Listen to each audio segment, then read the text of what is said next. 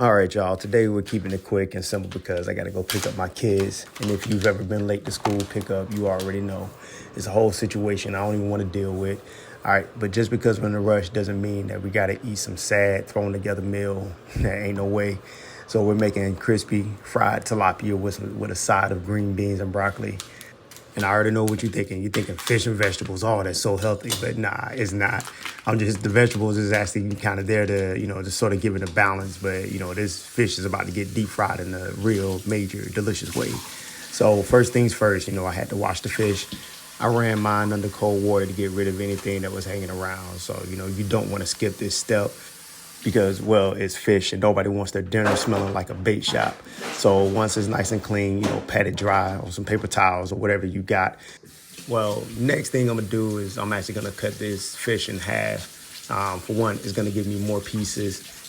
And it's also going to make it a lot easier to fry in this frying pan that I got. I don't have the biggest pan, as you can see, but I use what I got. It doesn't mean that the fish ain't going to be delicious. It's still going to be good. So don't talk about me in the comments, all right? I appreciate you. So here, I'm just getting ready to season up my fish, but I needed to find a bowl that was big enough, so I can toss the fish in without making a mess. So this is my Old Faithful. This is one of my favorite bowls. So this seasoning that I'm using right now, I got the Sazon, the paprika, the garlic, and the badaya. Well, that's complete seasoning. All these seasonings you can find at Walmart. Oh, and the thyme. This is that little 98-cent bag of thyme. So if you in the store and you see that jar of thyme that's like, $5, $6 or something like that, look, just walk down that aisle for probably another 20 or 30 seconds and you're going to find this bag of thyme that's 98 cents. Thyme goes with everything. I put it on everything I'm seasoning. Usually at dinner time, it's usually a staple. I use it more than salt. And I think it has healthier benefits. That's why I love it. So what I'm doing right now, I'm using all these seasonings. There's really no measurement. I ain't gonna lie. I got a heavy hand when it comes to making making my fish and seasoning my fish. I like it to taste good. If I can't taste the seasoning and the flavor, in the meat, and I know I haven't hit it enough. The only thing I'll hold back on is the salt because I'm trying to watch my blood pressure and all those good things. But everything else, man, I try to give a generous amount. And you saw me kind of struggling right there with the time. That's the only downside to that 98-cent bag. But hey, if it could save you freaking $4 or $5 in the grocery store, I'm all for it, and it's all worth it. So I'm using this bowl right now. I'm just giving it a little toss. I like to toss my fish really, really well, really good.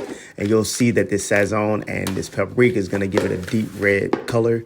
Next, I'm using a half a cup of flour and then half a cup of cornstarch. This is to make my wet batter. But every seasoning that I put on my fish, I'm going to make sure that I put inside of this flour, the Sazon, the salt, the paprika, the complete seasoning, the garlic powder, and especially the thyme.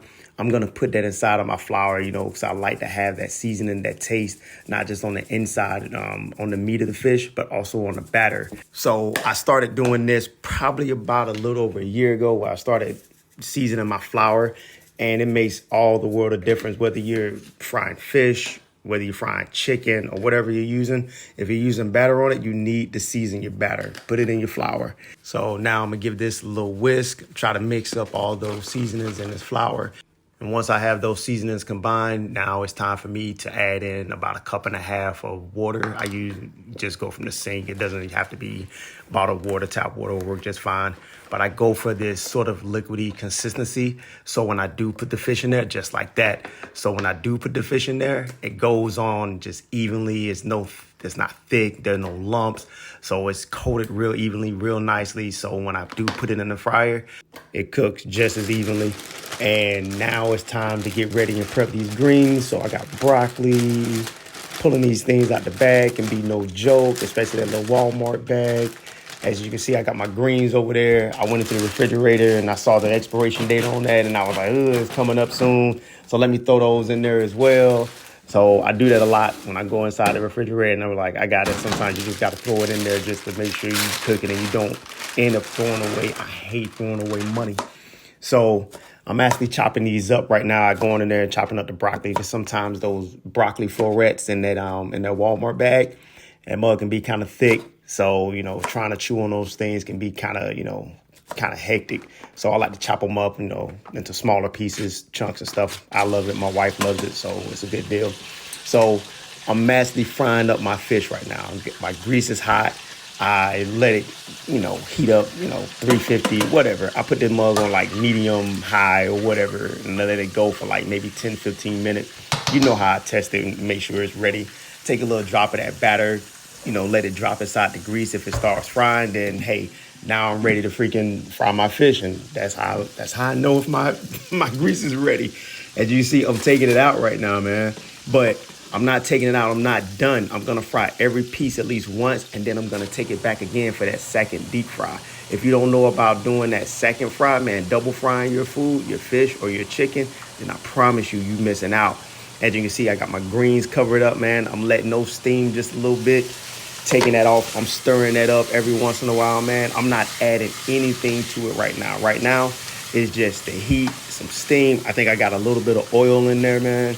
And then once that is done, you're going to see me hit it with a little bit of thyme. I told you I use thyme on just about everything, and a little bit of salt. And it's ready. I did this in about less than 30 minutes, about 22 minutes, man. It don't take forever. And the fish is crispy.